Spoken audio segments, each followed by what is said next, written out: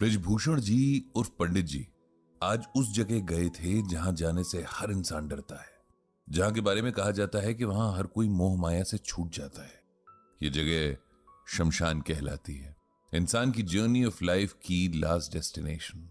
अब सुन रहे हैं गीता ज्ञान कुकुए। पंडित जी वहां क्यों गए थे? भाई एक पड़ोसी की डेथ हुई थी, इसलिए अपना फर्ज निभाने गए थे।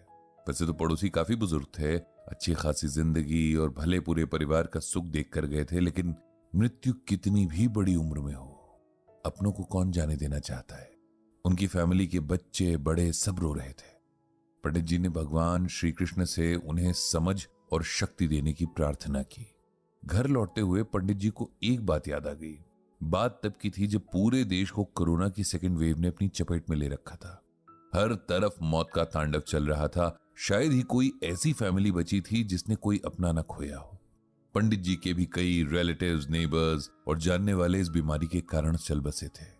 दिन रात एम्बुलेंस इधर से उधर भागती रहती और हर रोज कोई न कोई बुरी खबर मिल ही जाती। उन दिनों तो पंडित जी का इनबॉक्स जैसे दर्द भरी कहानियों से भर गया था।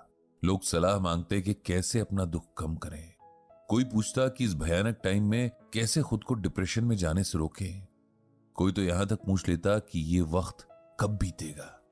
जितना हो पाता पंडित जी उतना लोगों को समझाने, उनका दुख बांटने की कोशिश करते। उन्हें गीता ज्ञान के जरिए लाइफ और डेथ की सच्चाई समझाते। लेकिन सच तो यही था कि इतने दुख के माहौल में वो खुद भी बेचैन होने लगे थे। इन्हीं मेल्स के बीच एक ऐसा मेल था जिसने पंडित जी की आंखों में भी आंसू भर दिए थे। लिखने वाले को समझाने से पहले उन्हें खुद को समझाना पड़ा था। खुद गीता पढ़नी पड़ी थी। आखिर थे तो वो भी इंसान ही। चाहे कितना भी समझा लें, भावनाओं के आगे ज्ञान कभी कभार छोटा पड़ ही जाता है। ये मेल एक लड़के का था जिसने कोविड की वजह से अपनी मां खो दी थी। मां जो उसके लिए सब कुछ थी।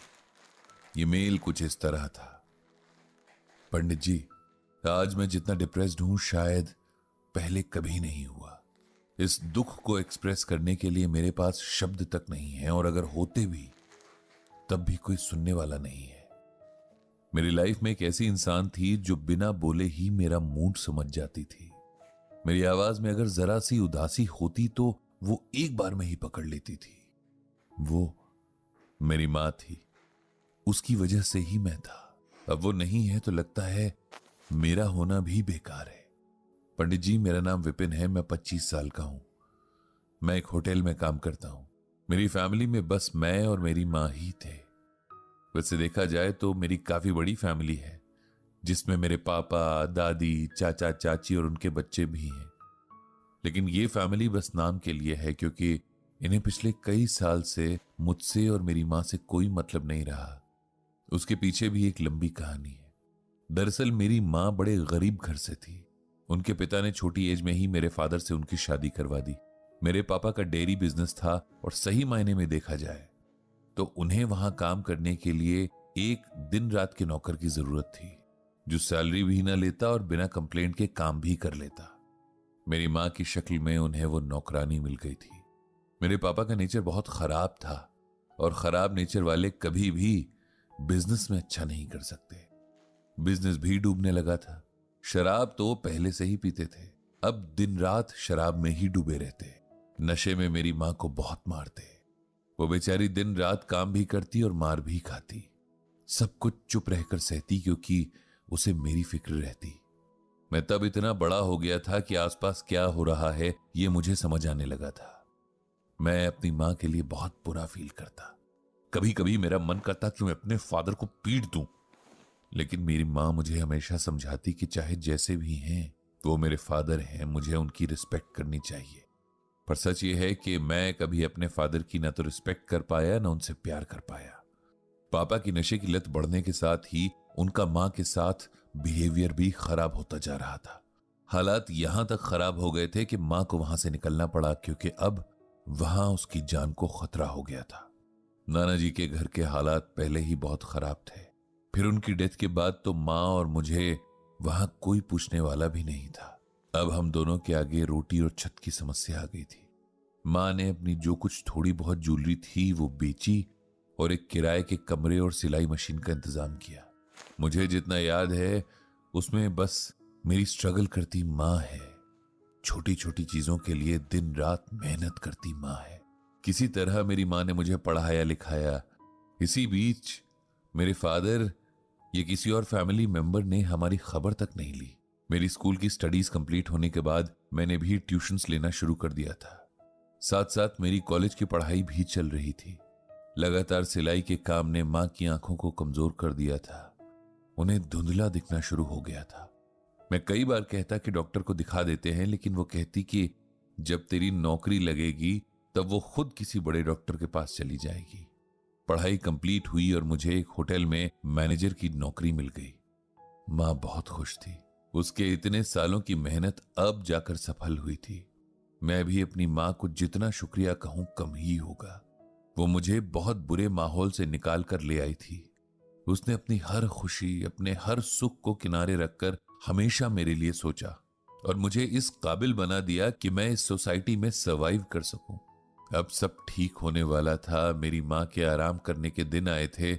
उनकी स्ट्रगल्स का इनाम उन्हें मिलने का टाइम आया था, पर उसकी किस्मत में तो कुछ और ही लिखा था। पता नहीं कैसे उसे कोविड हो गया और एक हफ्ते के अंदर ही वो कोविड से लड़ाई हार गई। उसकी बॉडी पहले से ही इतनी वीक थी कि झेल नहीं सकी। मैंने अपनी 2-3 महीने की सैलरी से पैसे बचाकर मां की आंखों के ट्रीटमेंट के लिए सब अरेंजमेंट कर लिया था, लेकिन अब मां ही नहीं रही। आखिरी बार उसे देख तक नहीं पाया। मुझे लगता है कि मां के बिना मैं जी नहीं पाऊंगा। मुझे यह सब बेकार लगता है। पंडित जी को इस कहानी ने दुखी कर दिया। हालांकि वो जानते हैं कि मौत ही जीवन का सबसे बड़ा सच है, लेकिन कुछ सच्चाइयां इतनी कड़वी होती है कि उन्हें देखने का मन ही नहीं करता। पंडित जी दिल से चाहते थे कि विपिन के मन को हिम्मत मिले, इसीलिए उन्होंने मेल में गीता का ये श्लोक लिखकर भेजा। प्रिय विपिन, तुम्हारी भावनाओं को मैं समझता हूं, लेकिन सच को भी जितनी जल्दी हो सके एक्सेप्ट कर लेना चाहिए। गीता में भगवान श्री कृष्ण अर्जुन से कहते हैं, न जायते म्रियते वा कदाचिन्नायं भूत्वा भविता वा न भूयः अजो नित्यः शाश्वतोऽयं पुराणो न हन्यते हन्यमाने शरीरे। इसका अर्थ यह है कि आत्मा का जन्म नहीं होता, उसकी मृत्यु भी नहीं होती। वो पहले न थी, ये अब के बाद नहीं होगी। ऐसा नहीं है। आत्मा अजन्मा, नित्य, शाश्वत और पुरातन है। शरीर का नाश होने पर भी आत्मा का नाश नहीं होता। हे अर्जुन, आत्मा को शस्त्र काट नहीं सकते, अग्नि जला नहीं सकती, पानी भिगो नहीं सकता और हवा सुखा नहीं सकती। आत्मा सब जगह मौजूद है और कभी ना खत्म होने वाली है। तुम्हारी मां के शरीर को चलाने वाली आत्मा अब अपने दूसरे सफर पर चली गई है। ऐसा हर आत्मा के साथ होना तय है, इसीलिए तुम उनका शोक मत करो। उस आत्मा को कष्ट उठाने थे सो उसने उठाए। अब हम परमात्मा से प्रार्थना कर सकते हैं कि उनके इस जन्म के अच्छे कर्मों का फल उन्हें अगले जन्म में दे और उन्हें कष्ट ना हो। तुम्हें उस आत्मा को सम्मान देते हुए उसके लिए प्रार्थना करनी चाहिए। अगर तुम अपनी मां की मौत का शोक मनाते हुए अपनी जिंदगी सही से नहीं जियोगे तो तुम अपनी मां के संघर्षों की डिसरिस्पेक्ट करोगे। वो सारी जिंदगी तुम्हें खुश रखने के लिए जीती रही और अब तुम दुखी होकर उनके सारे एफर्ट्स को बेकार कर रहे हो। गीता पढ़ो, इसमें भगवान श्री कृष्ण ने जीवन और मृत्यु के बारे में हमें बहुत कुछ समझाया है। उसे समझो। मैं भगवान श्री कृष्ण से प्रार्थना करूंगा कि तुम्हें शक्ति और शांति मिले।